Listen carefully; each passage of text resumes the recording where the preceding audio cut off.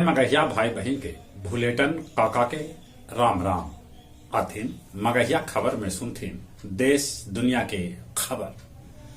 प्रधानमंत्री नरेंद्र मोदी गुजरात में चुनावी सभा के संबोधित करित कहलन भाई भतीजावाद आओ वोट बैंक के राजनीतिक मॉडल है कांग्रेस के। राहुल के हुलिया खास करके दाढ़ी पर टिप्पणी पर होयल विवाद। नीतीश तेजस्वी से भेंट कैल का शिवसेना नेता बाल ठाकरे के पोता आदित्य ठाकरे। खींचातानी के बाद राजद प्रदेश अध्यक्ष बनल रतन जगदानंद सिंह। नौबतपुर पटना में लगल मगही पुस्तक मेला के आज 5वां दिन है। पुस्तक मेला में ओम प्रकाश जमुआर के लिखल किताब जे उपन्यास है पेंशन के बतासा के होयल विमोचन।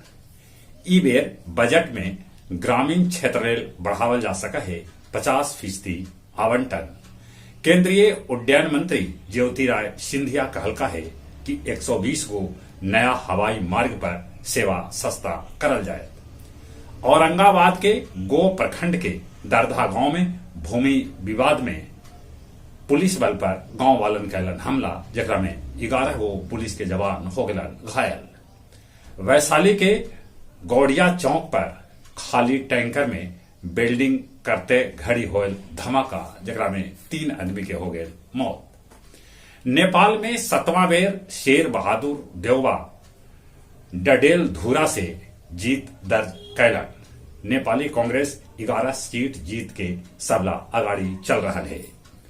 कंबोडिया में आसियान देश के रक्षा मंत्री सभा के बैठक संपन्न होयल। कीव पर रूस के हमला से 3 गो के हो गए मौत, जगरा में वो जच्चा बच्चा भी शामिल। अमेरिका के वर्जीनिया में होयल गोलीबारी, जगरा में 7 आदमी के है मौत के खबर।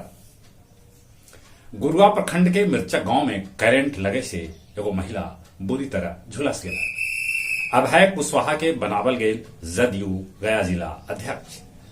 गया से रोज करीब 100 ट्रक धान आंध्र प्रदेश जा रहा है। अब कुछ खेल के समाचार। फीफा वर्ल्ड कप में 4 बार के विश्व चैंपियन जर्मनी के जापान 2-1 से दिलक पटकनी, तब उन्हें स्पेन कोस्टा के 7-0 से हरा के सबसे बड़का जीत दर्ज कैल है। सूर्य कुमार यादव T20 कैरियर के सर्वश्रेष्ठ रेटिंग पर रेटिंग 890 तक पहुंच गया है। बीकेएल तैयार है मैनचेस्टर यूनाइटेड क्लब। चली एक बार फिर से अपने सभी के भूलेटन काका के राम राम।